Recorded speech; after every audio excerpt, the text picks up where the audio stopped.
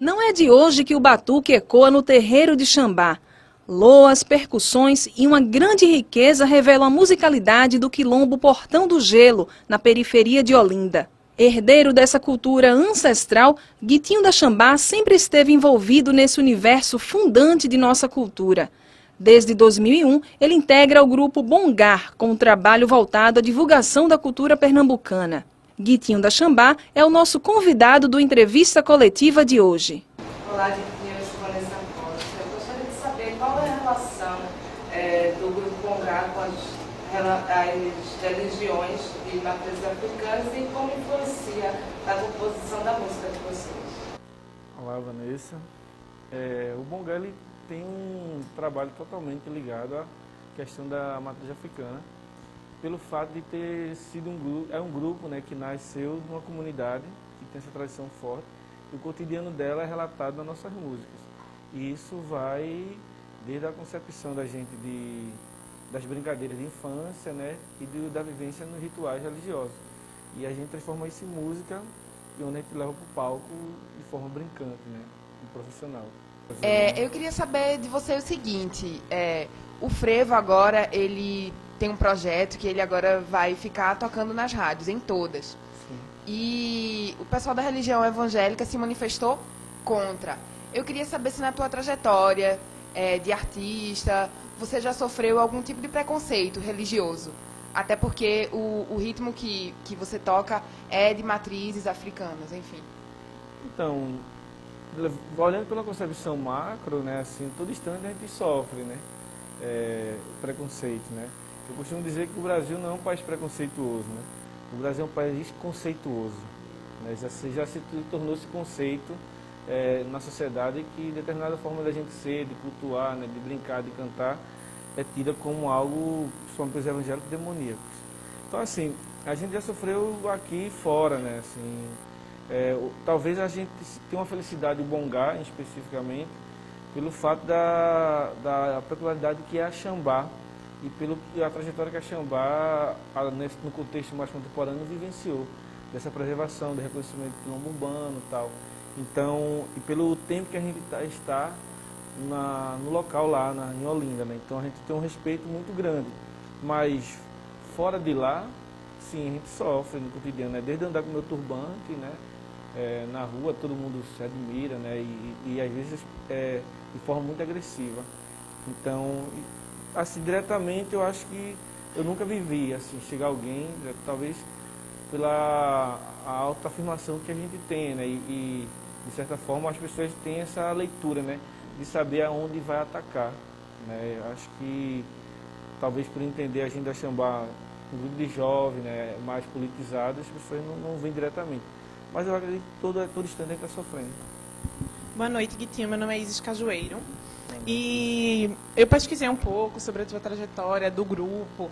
E entre algumas coisas que eu vi, uma das que me chamaram a atenção foi que o grupo, você e o Bongar, se apresentaram em Cabo Verde, né, na África. E eu queria que tu falasse um pouquinho quais foram os valores que agregaram, né? Porque assim, acho que foi de suma importância, porque é totalmente de cultura africana, né? A raiz do grupo, enfim, do que vocês passam, e vocês foram no berço, né? De tudo. Justamente. Para a gente foi de um significado enorme, né? Pelo fato de que a nossa relação com a África, né? A nossa família descende de uma região que analisa Camarões e a Nigéria, e o Bongar seria a primeira estada, né, no continente africano. Não exatamente no local da onde a gente veio, né, mas já era o primeiro ponto, o primeiro passo, né, e foi Cabo Verde. E para a gente foi super rico, né, essa ida, mas nós não fomos com muitos sonhos de encontrar aquela África romântica que se idealiza-se aqui, né, de achar que a gente vai chegar lá e ver aquela África arcaica e tal.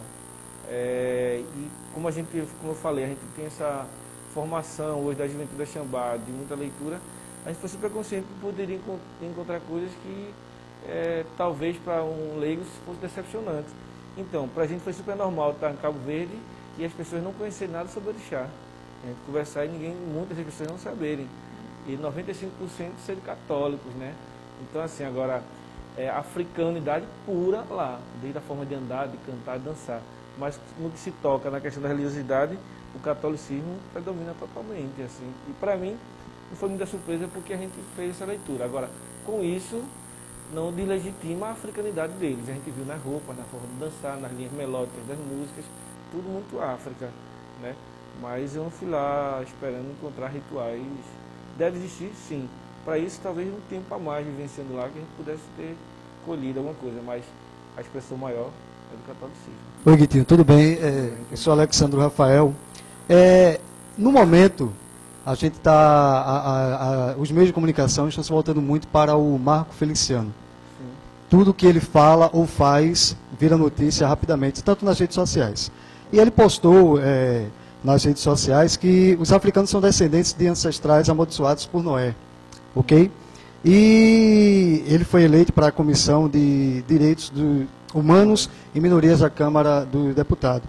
A pergunta é a seguinte, já que vocês são um grupo que...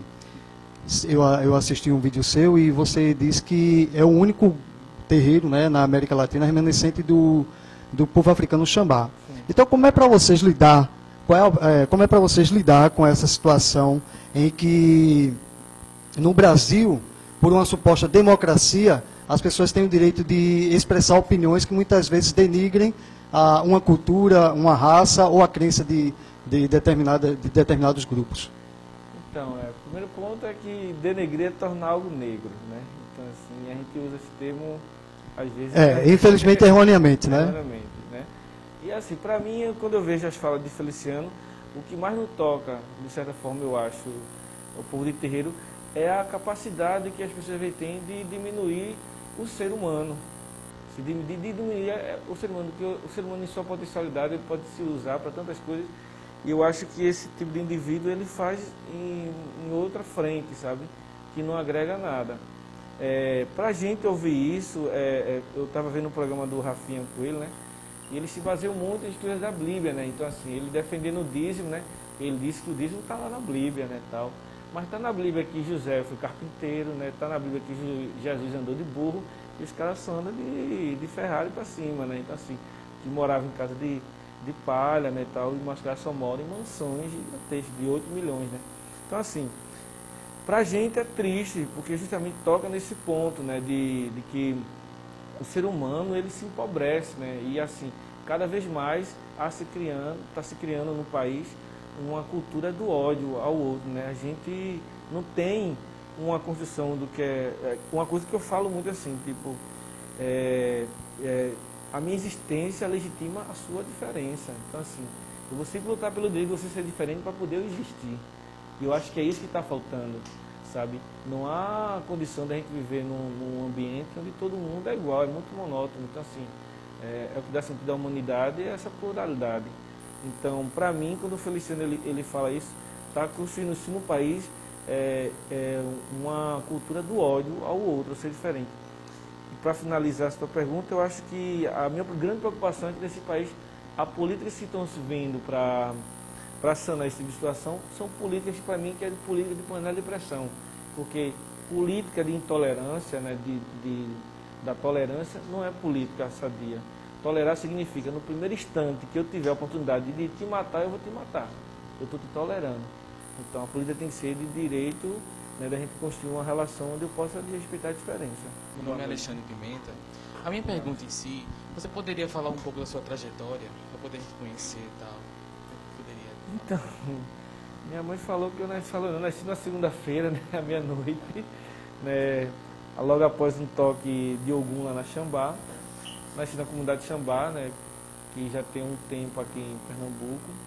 É uma comunidade que vivencia diariamente a questão dos orixás, né, muito fortemente.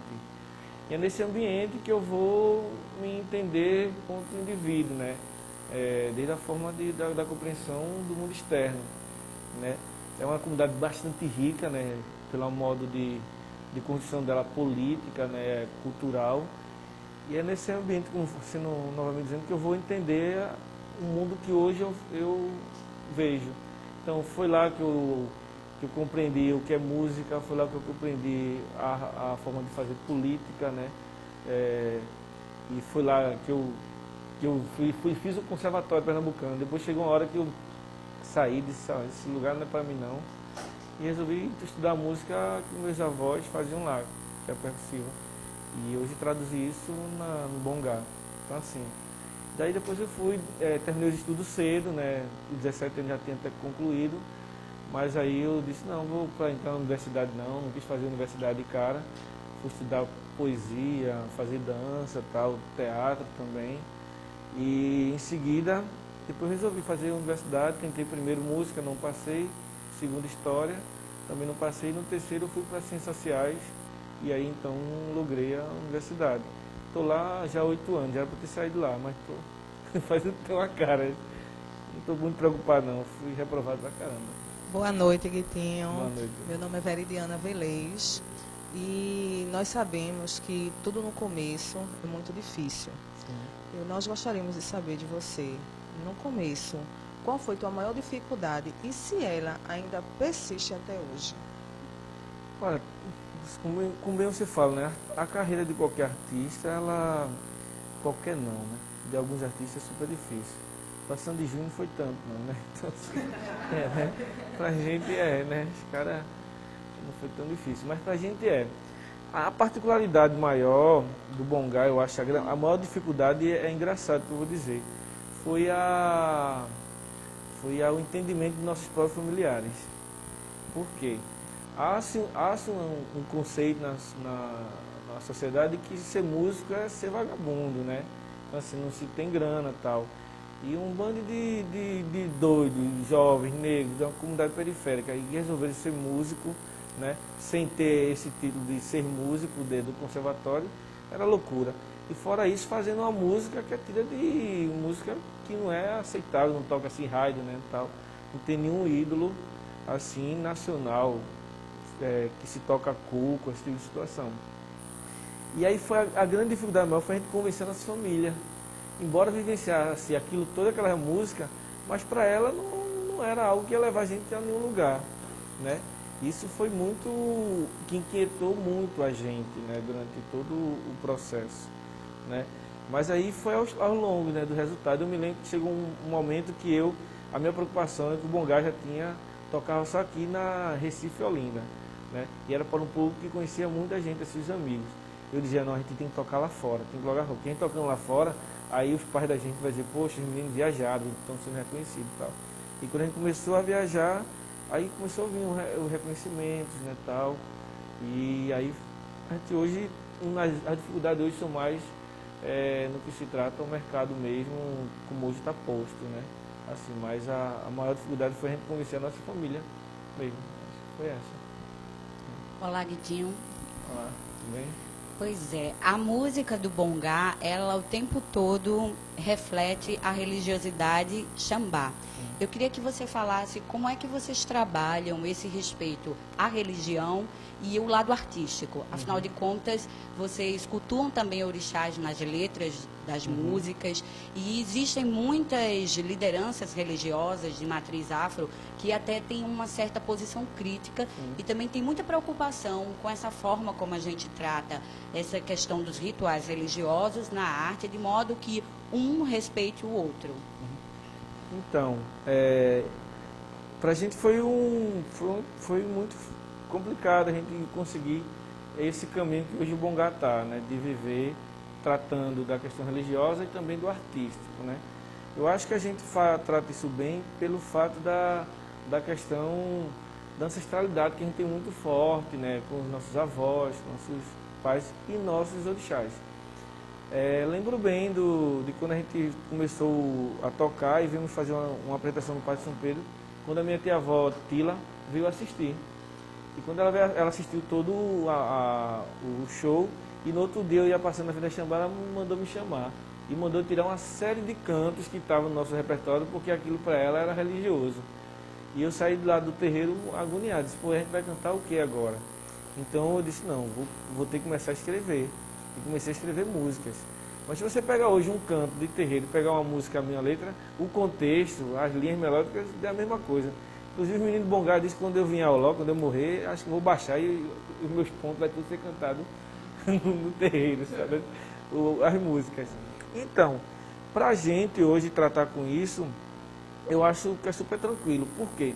É uma geração que já tem hoje um entendimento do que é sagrado e do que é profano. Primeiro, há uma compreensão muito errônea do que o profano, ele não é sagrado, ele é sagrado também. Então, assim, dentro da concepção africana, né, o bêbado, a cachaça, ela é sacralizada, né? Aí se a gente for olhar pelo mundo que é mais dos valores morais cristãos, tudo isso são mundanos, dentro da cultura africana não. E sendo que aqui no Brasil, né, em outros lugares da América também, muitos adeptos do culto norte-africano foram minados pelas essas morais cristãs, né? E que eu acho que hoje a nossa geração já é uma geração que está lendo mais e já tem outro entendimento, né? Vários lugares no mundo que eu fui, assim, especialmente em Cuba, cheguei lá eu me deparei, porque na casa da minha família rituais, a maioria dos rituais não se envolve bebida nem cigarro.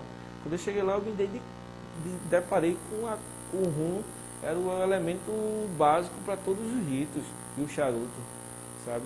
Então é uma outra moral. Assim, pra gente é super tranquilo hoje, assim, e eu acho que a gente está fazendo repensar, até mesmo esses babalorixás, orixás mais antigos, né? Que as posturas não é que são incorretas, né? Mas a tradição ela tem que ser ressignificada, né? Ela não é estática, né? Ela vai ser ressignificada. Agora, claro, a partir de outros valores, né, que não firam a sua essência. Olá, Guitinho, boa noite. Sou Ana Gomes.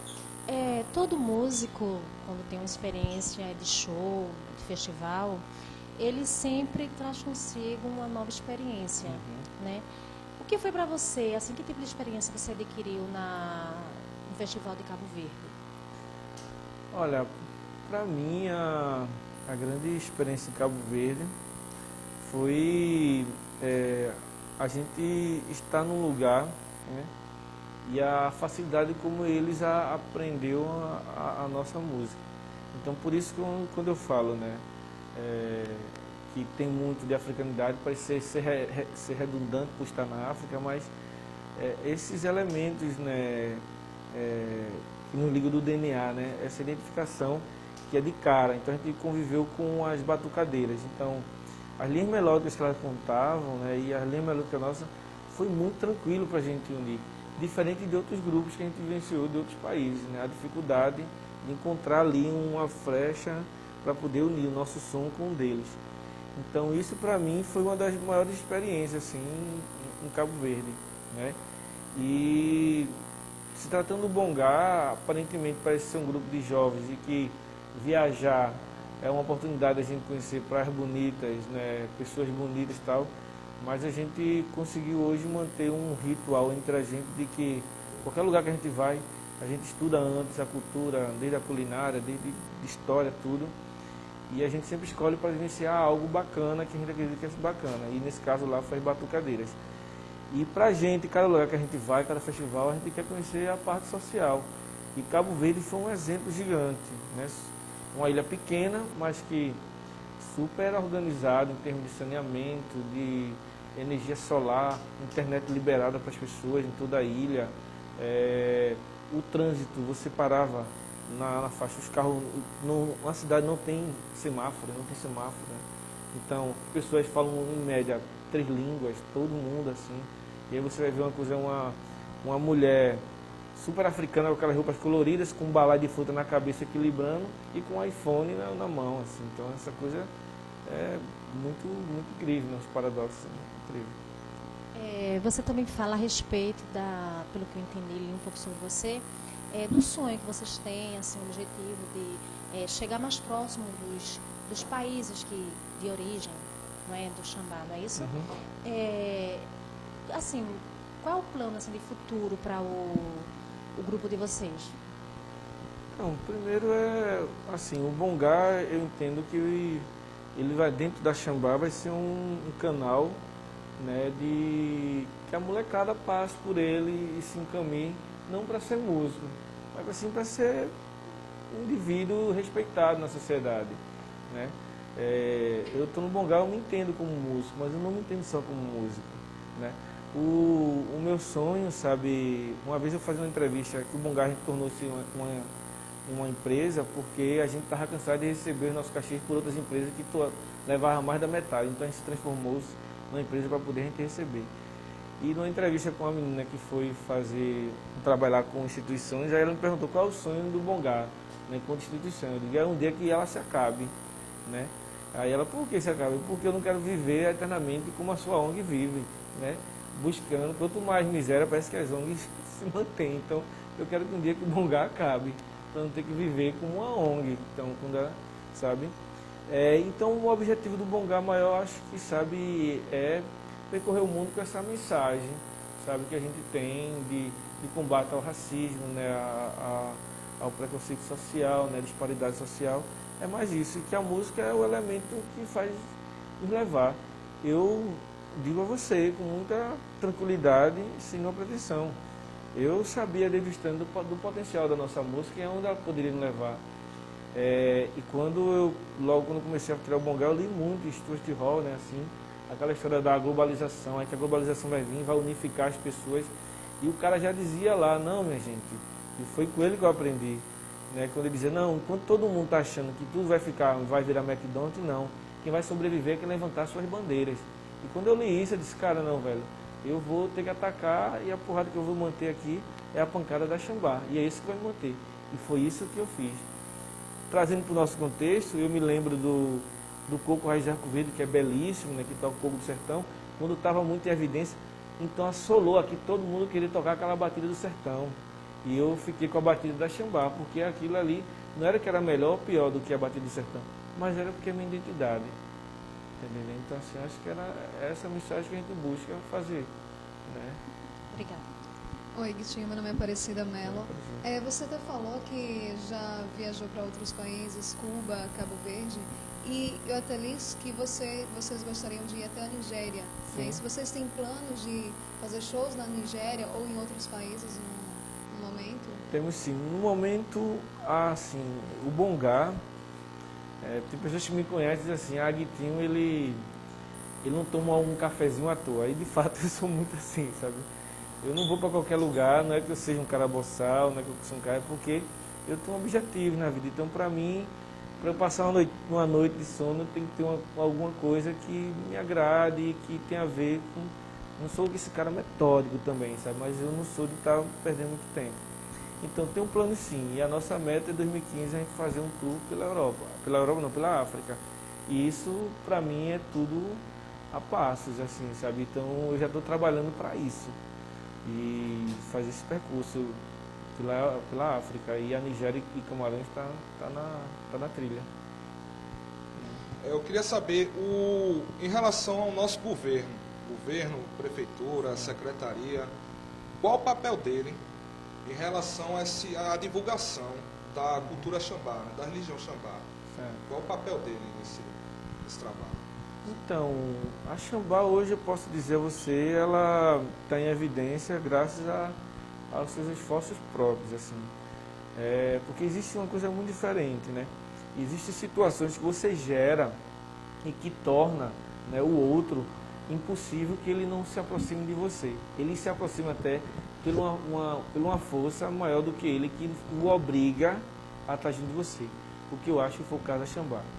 A Xambá, ela começou a criar um movimento intra, né, nela, e tomou-se uma proporção gigante, que se viu que era o único terreiro Xambá no país e que não podia se perder, né? Então, de certa forma, o que a gente começou a articular obrigou os governantes a chegarem e manter isso, né?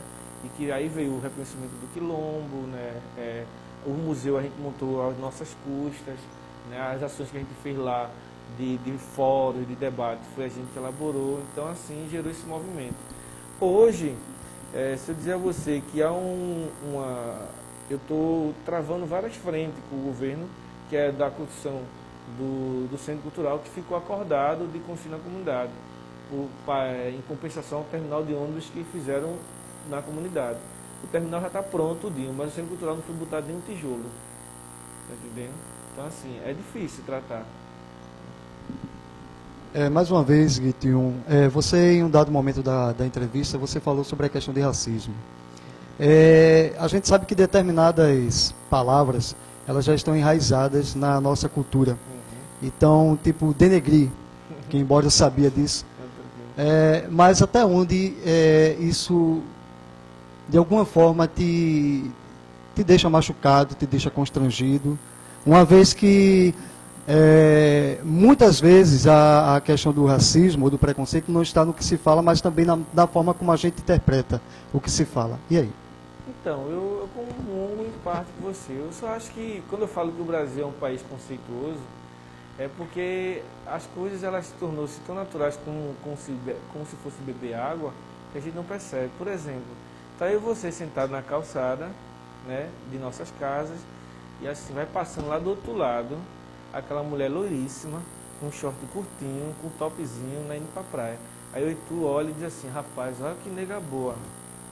Uma mulher loiríssima, dos olhos azuis, assim, branca. Mas se conceituou que o conceito de mulher gostosa é nega. É a nega boa. Então assim, aquele cara tem uma nega fora do casamento, a mulher é loiríssima, sabe assim, tal.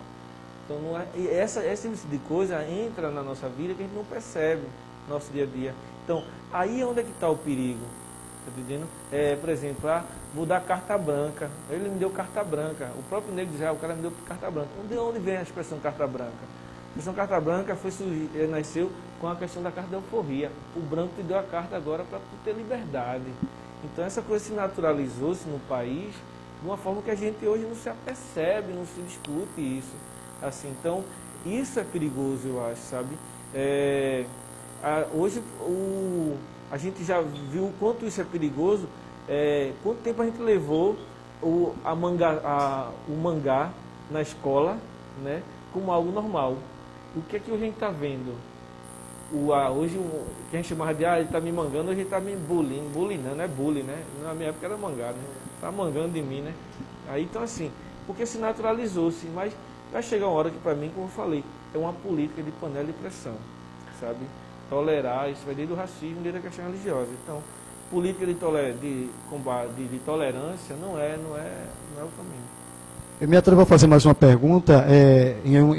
Mais uma vez, em um dado momento da conversa, eu falei que assisti um vídeo, que por sinal bastante interessante, gostei muito, e que vocês, no caso, são o único terreiro, né, de que se tem notícia nas Américas, remanescente do povo africano Xambá. Isso te deixa orgulhoso ou te deixa preocupado? Uma vez em que somos mais de 190 milhões, né, de habitantes só no Brasil, isso te deixa orgulhoso ou preocupado? Então, em determinados instantes me deixa orgulhoso pela atitude das minhas avós em manterem essa raiz, essa tradição. Porque dentro do bojo do escudo de matriz africana existia-se também um conflito de uma nação querer sobrepor a outra. No caso aqui, em Pernambuco, predominantemente os nagôs. Os nagôs tinham muita força. Inclusive, os nagôs tinham uma carga muito forte de preconceito aos xambás. Por quê? Na minha família, a gente come, dança, canta diferente totalmente deles. E por eles serem maioria, meus avós tinham muitos relatos, minha mãe, de que eles eram apelidados de cavalo manco, comedores de ebó, porque nos outros terreiros eles não comem os alimentos que são oferecidos. Na Xambá se come. E isso era um motivo de várias travas, né? Tal. Mas pela atitude delas me deixa super orgulhoso. Por outro lado, me deixa triste, porque aumenta a nossa responsabilidade, não é que a gente não queira ter em preservar, mas também a Xambá ela pode vir entrar na lista de tantas outras maneiras de escutar os orixás africanos que chegou aqui no Brasil, que foram dizimados nesse processo de intolerância, né? Do processo escravista que houve. Porque não só chegou os nagôs, os quetos, os xambás aqui no Brasil, chegaram outros também, outras formas, né, de se cultuar do chá, e que o processo histórico eliminou. E a Xambá conseguiu, incrivelmente, desse bojo todo, de pressão extra o núcleo africano, sobreviver também. O preconceito, ou o conceito, como você já falou aqui na conversa com a gente, ele é gerado pela falta de informação ou pela divulgação de uma informação errada.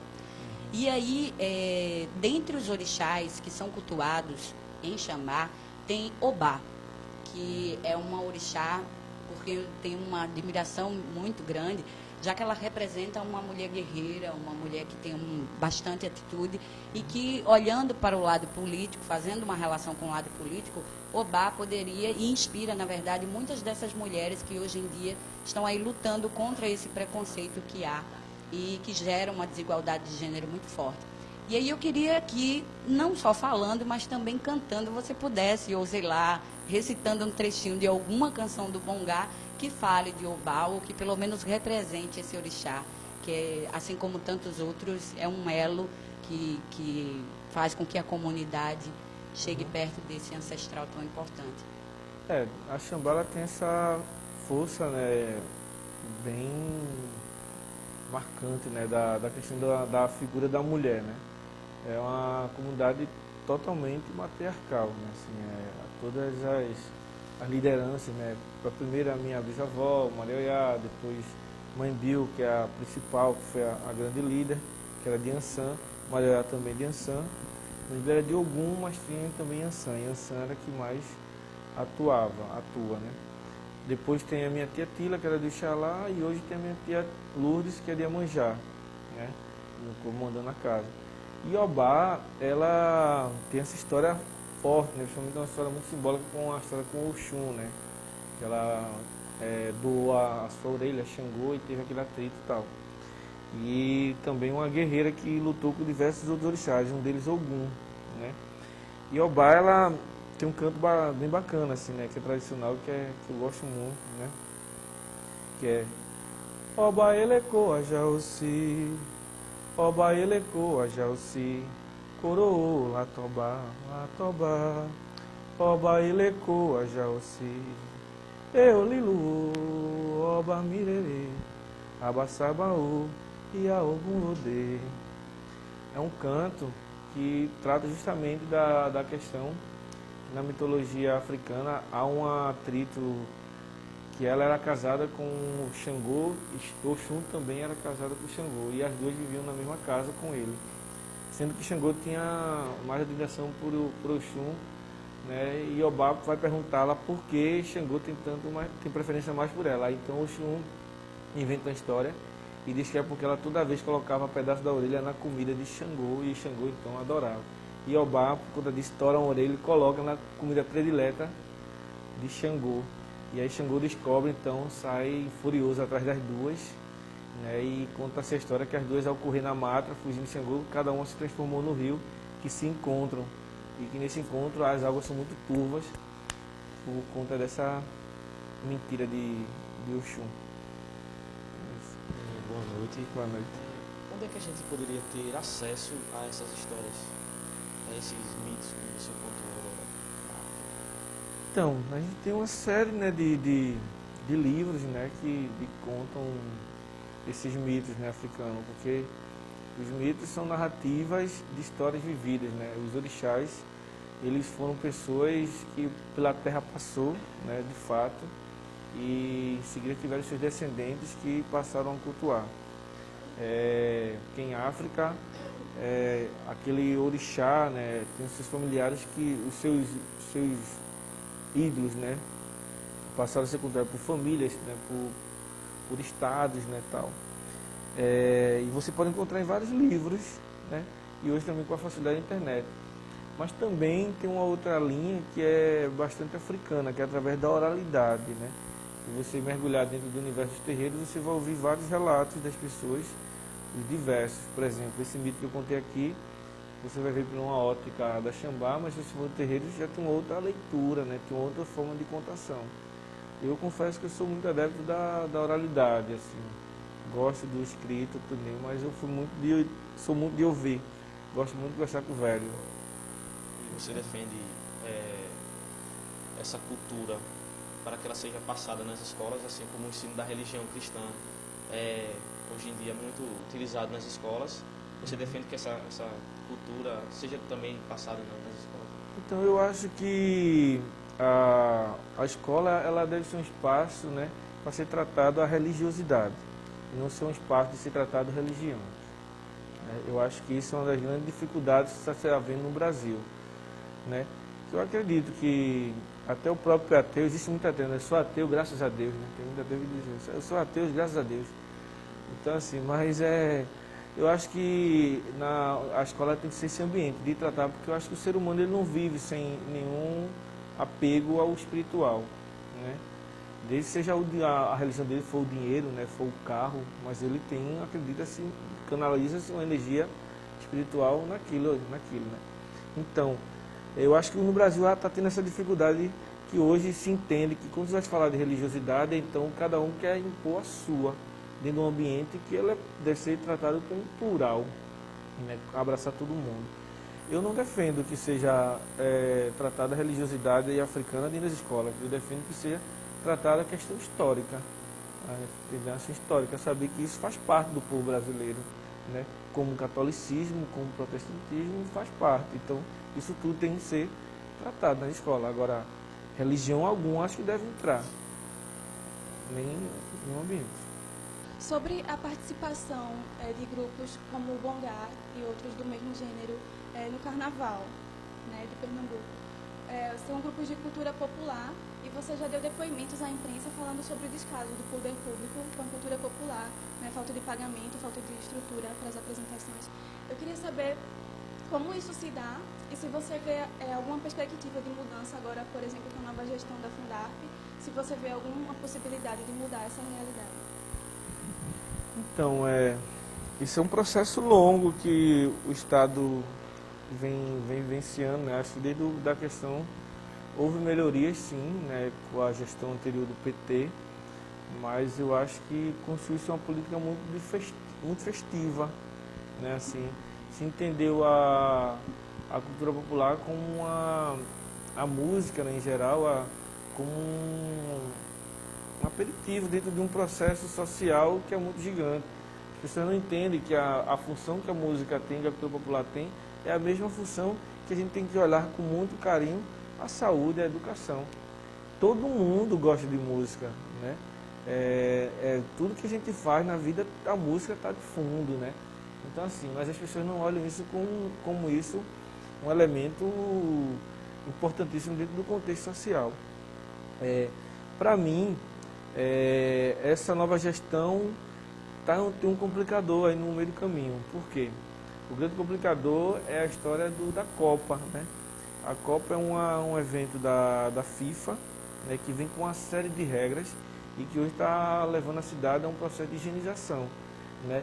E aí os conceitos de algumas coisas não estão sendo entendidos na minha forma de ver como deve ser. Por exemplo, a festa da lavadeira não ocorreu no bairro do Recife Antigo e uma das justificativas foi que o bairro do Recife Antigo hoje vai ser dedicado para as famílias, né? Então a festa foi tirada de lá.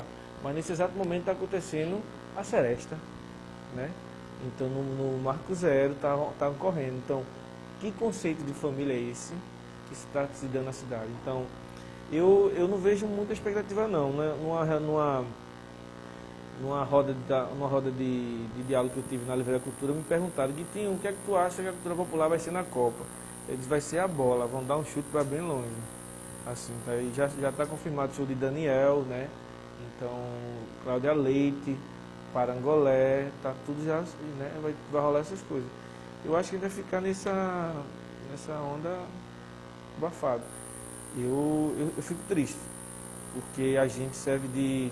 Você chega na Europa, tá o carnaval, por exemplo. A gente chega na Europa, a divulgação de todo o carnaval é em cima da cultura popular. Eu garanto a você que 95% da gringalhada que vem para o carnaval aqui vem para ver a cultura popular. Os outros 5% é que vai para Porto de Galinha dar comida para peixe treinado. Assim, não vem para ver show de todo respeito, né? Dos medalhões, mas vem ver para ver o maracatu no chão mesmo, vem ver a ciranda, vem para conhecer isso. O que você acha que os representantes dessa cultura popular poderiam fazer para mudar essa realidade? Uma boa, eu já sugeri a galera, não vai pra rua, tá ligado? Agora é difícil, porque depois do movimento Mangue Beat, né, na minha concepção, o movimento foi uma das coisas mais geniais que aconteceu no Brasil, né? Nos anos 90, assim, se você der uma olhada da Tropicália para cá, não houve nada igual ao movimento Mangue Beat. Mas nessa maré que veio, né, não só vê caranguejo sadio não, vê um monte de caranguejo bichado, sabe assim. Então, hoje, a Xambá, a minha comunidade, sempre foi um canal, uma passagem de várias agremiações, maracatu, ciranda, tudinho. Hoje, Maracatu, para ir na Xambá, só vai se tiver cachê. Então, o Chile Abilante do Alzé do Pinho, os rituais da alfaia dele era literalmente no terreiro da minha família, lá no salão. Para sair do carnaval, dormia lá no salão. Hoje não tem mais esse rito. Então, assim, essas políticas públicas vieram mão dura, assim, não veio só com coisas bacanas, não. Sabe? Então, viciou-se, né? Hoje, os brinquedos só vão à rua se tiver o cachê. Né? Então, assim, a gente também, o artista, tem culpa nesse processo. Né? Que a gente hoje está refém. O principal cliente nosso é o governo. Então, é muito difícil você ver alguém criticar o governo, porque se criticar não vai entrar na grade do carnaval, tal, sabe? Então, é complicado. E antes a gente fazia brincadeira espontaneamente, e hoje não está mais espontâneo. Né? Falando sobre a música, que você até citou, sobre a questão da indústria cultural, como você falou que existem algumas bandas que têm assim, um pouco no governo e um espaço na mídia. Vocês, assim, qual o espaço que vocês têm na mídia ultimamente, que você pode definir isso? Olha, chegou um tempo, voltando lá para aquela história da minha família, né, que primeiro ser músico não era vagabundo, né, e tocador de coco piorou ainda, né. Então, assim, era difícil. Só que eu comecei a aprender uma coisa na minha vida, que não adianta você construir dores. O que é construir dores, né? Se conceituou-se no Brasil, né, que você, para ser músico reconhecido, você tem que fazer sucesso. E o sucesso você está na tela de Faustão. Né? Você chegou ali, pronto, acabou, sua vida está resolvida, você é um cara reconhecido e tal. E depois eu comecei a entender, não, sabe? Primeiro eu quero tocar bem. Onde é que eu quero tocar bem? No quintal da minha casa. Se meu público vai ser para 100 pessoas, eu vou trabalhar para 100 pessoas. E isso eu acho que ameniza demais a gente, sabe? Porque muita gente já nasce cria seus grupos, suas bandas, com essa paranoia. Meu Deus do céu, eu vou ter que ser famoso. Bicho, eu quero ser famoso, mas não tenho obrigação nenhuma de ser... eu quero ser músico, mas não tenho obrigação nenhuma de viver noiado em querer ser famoso. E eu acho que é uma das grandes broncas dos artistas no Brasil inteiro, que criam suas músicas, criam seus grupos com essa agonia. Eu tenho que ser famoso. Não tenho que ser famoso, eu quero fazer música. E se eu só vou ganhar aquela quantidade de dinheiro, pronto, está resolvido, assim, para mim estou tranquilo. Dizer a você que eu não gosto de dinheiro e que eu não tenho ambição de ter meu trabalho reconhecido, é mentira se eu dizer isso. Mas também não vivo hoje agoniado, não, em tocar para 200 mil, 500 mil pessoas, não. Se é para 100 pessoas, 10 pessoas, estou eu lá. Vitinho, só mais uma pergunta. Todo compositor, ele se inspira em alguém, em algo? Você, assim, para compor, você se inspira em quê? Em que momento você procura buscar as suas composições? Acho que essa é a pergunta mais difícil. Não, mas enfim, assim, eu particularmente busco escrever coisas do cotidiano da Xambá, de coisas de histórias vividas também, por mim, pelos meus primos e de amigos, né? E coisas que eu assisto, né? Teve uma música que várias pessoas me perguntam, a história é Mulungu, que é engraçado. Eu assisti aquele filme de Mel Gibson, que é onde Cristo apanha que só a gota, né? E aí o cara tem que ser filho de Deus mesmo para aguentar um cacete daquele, sabe? Então, ali, e assisti o filme Besouro, né? E aí, então, eu não sei de onde veio esse paralelo desses dois filmes, deu o resumo que eu fiz, que eu assisti na mesma semana, e aí veio aí eu fiz uma música.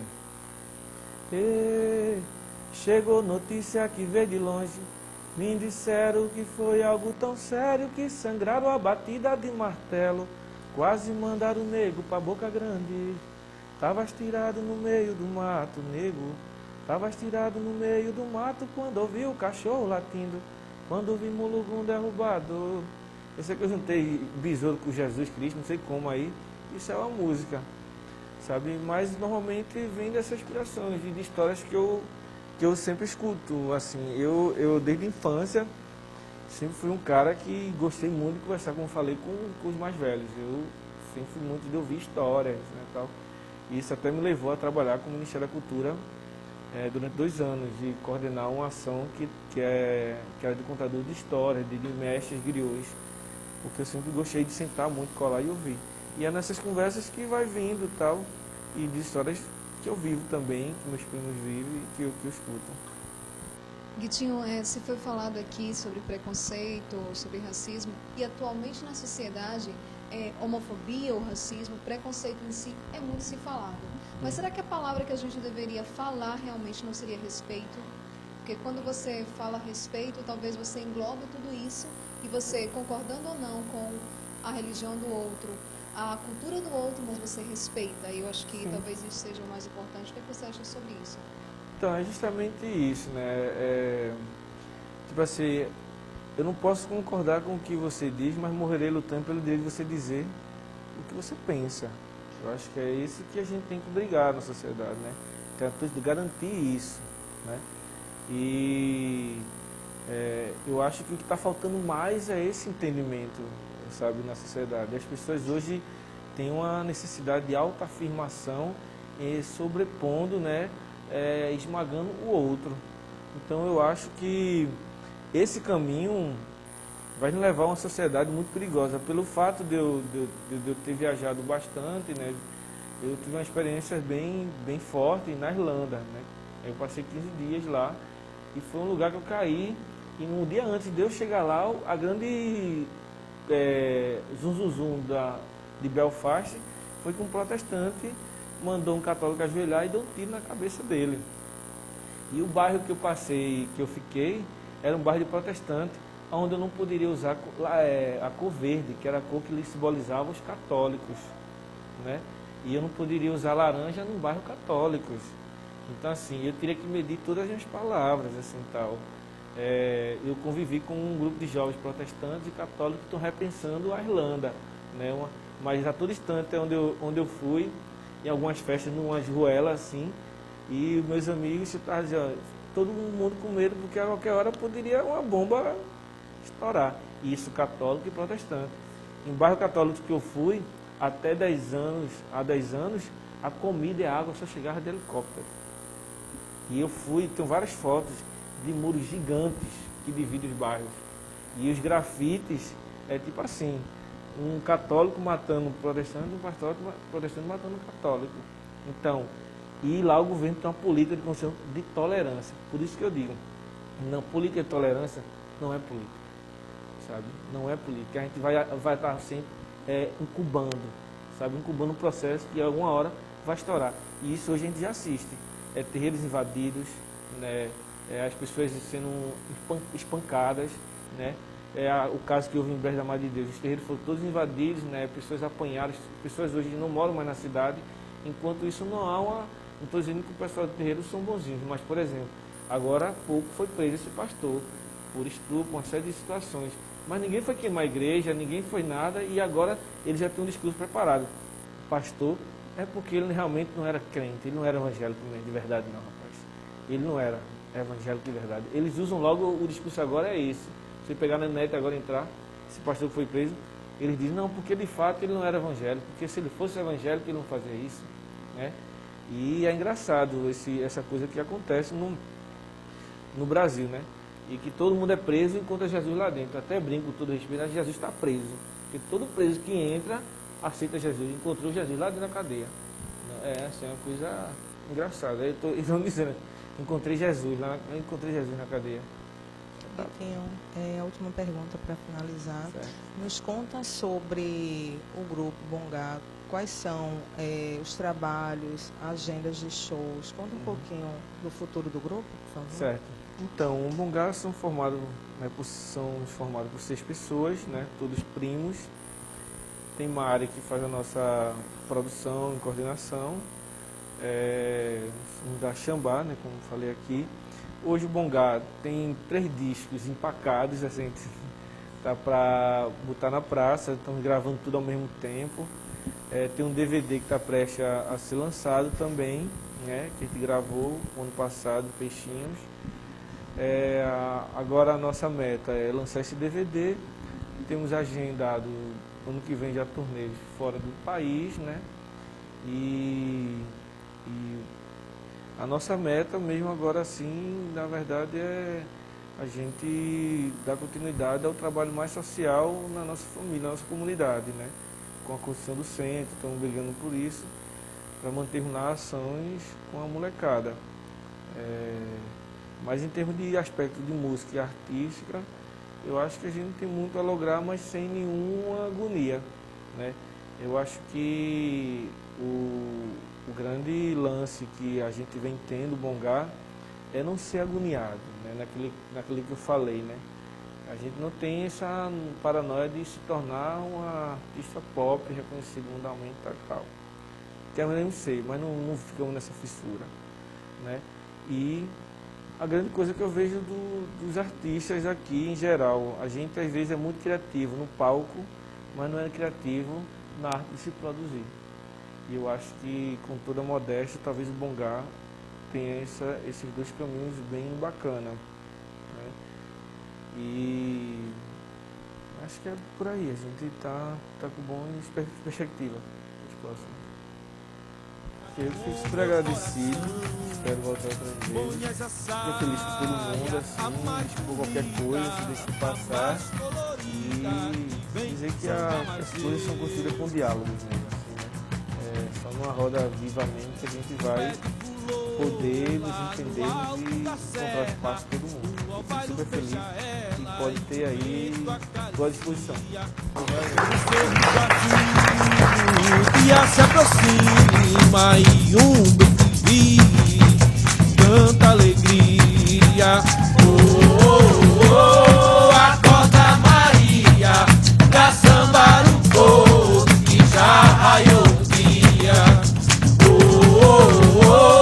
Acorda Maria, pra sambar o povo que já raiou o dia. Ó linda rosa, tão cheirosa, tão carinhosa com meu coração. Ponhas a saia, a mais bonita, a mais colorida